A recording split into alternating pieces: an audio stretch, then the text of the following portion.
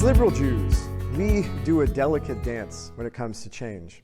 As Mordechai Kaplan, the founder of the Reconstructionist movement, once said, when it comes to tradition, he said, the past has a vote, not a veto.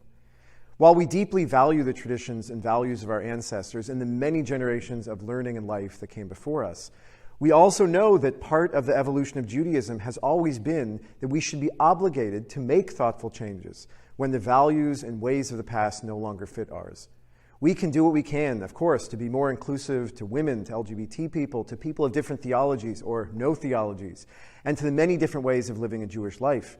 We do know that change is good, yet we also know that if we change too much, the roots of our tradition, that sense of stability that holds us up and connects us with our past, will not be as strong. This complicated connection finds its place in this week's Torah portion, Toldot, generations. The story of this week's Parsha is a familiar one. It's the story of Jacob and Esau, the loss of a birthright and the trickery of a son who desires to get the blessing of the firstborn over his brother. But amid the descriptions of the parental favoritism and all the issues involving the relationship between Esau and Jacob, we encounter an act of Isaac's, the father of these two clashing personalities, which is powerful in its simplicity and challenging in its commentary on contemporary life. Isaac has to learn where to do what was done before and where to change. So just after Esau gives up his birthright to Jacob in exchange for a pot of stew, we read how Isaac, like his father Abraham, is confronted with a famine.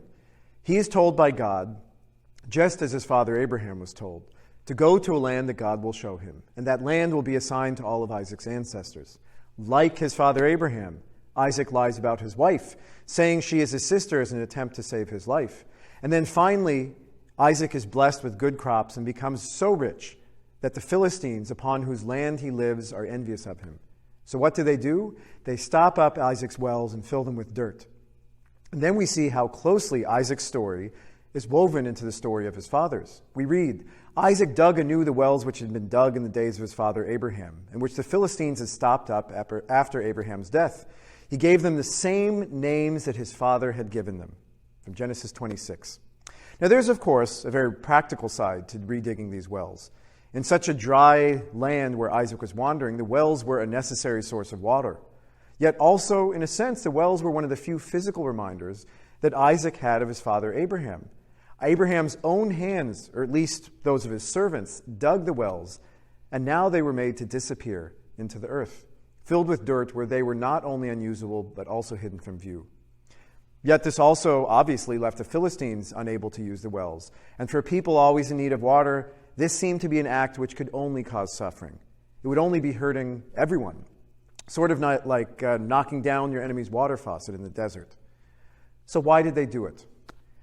The commentators felt that there must have been another purpose for filling the wells. If it didn't make sense on a physical level, that the Philistines were only hurting themselves by getting rid of Abraham's wells, then they were instead doing something just as painful. They were trying to rid the land of Abraham's spiritual legacy. For the rabbis, these wells symbolize the faith and the values of Abraham, literally the life that Abraham brought into the world. There's a midrash associated with the story that explains that, in fact, Isaac dug 5 wells, each one symbolizing one of the 5 books of the Torah. This spiritual source had been covered up, and now Isaac wanted to reclaim it. So Isaac was expressing his loyalty to the spiritual values that his father held. And while he could have dug new wells, or at least given them new names, he chose to take the same path as his father.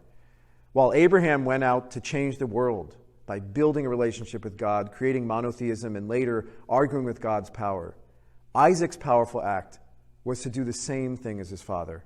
He did not need to create something new by digging new wells. He instead simply needed to keep them fresh. In a sense, uncovering the holiness in what his father had already created. As the Sfat Emet, one of the great Hasidic commentators, says, Isaac, through his digging, can be a model for us to uncover the godliness, the holiness, the truth in the physical world. It's through learning from our past and redigging and examining the wells dug before us that we can raise ourselves to a higher level, a level of true connection with the past, present, and with God.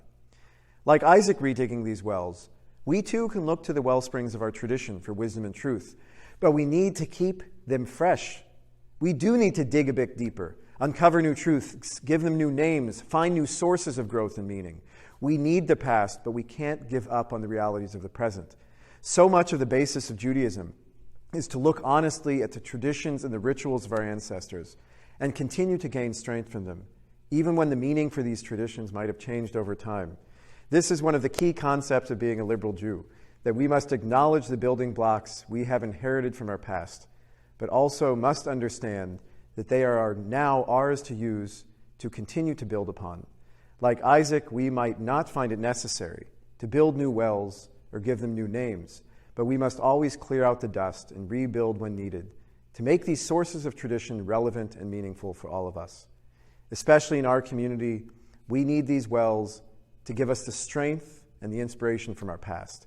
But we also need to teach each other how to find them and how to keep them filled with wisdom for the future generations. This is our task, and this is our wonderful and blessed challenge.